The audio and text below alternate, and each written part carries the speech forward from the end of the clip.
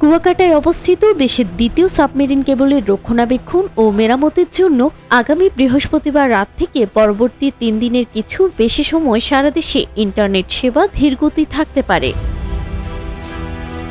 বুধবার এক প্রেস বিজ্ঞপ্তিতে এ তথ্য জানিয়েছে Bangladesh submarine cables PLC.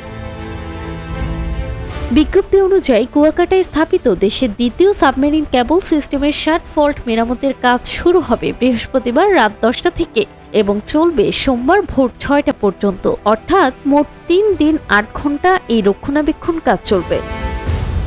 Bangladesh submarine cables company limited কর্তৃপক্ষ জানিয়েছে, মেরামত কাজ চলাকালীন সাবমেরিন কেবলটি দিয়ে সিঙ্গাপুরমুখী সার্কিটগুলো সাময়িকভাবে বন্ধ থাকবে। ফলে গ্রাহকরা ইন্টারনেটে ধীরগতি অথবা আংশিক সেবা বিঘ্নের সম্মুখীন হতে পারেন। তবে কুয়াকাটার এই লাইনটি বন্ধ থাকলেও কক্সবাজারে স্থাপিত দেশের প্রথম সাবমেরিন কেবল যথারীতি চালু থাকবে। ফলে সারা দেশে একেবারে বিচ্ছিন্ন না হলেও ইন্টারনেটের গতির প্রভাব পড়ার আশঙ্কা রয়েছে।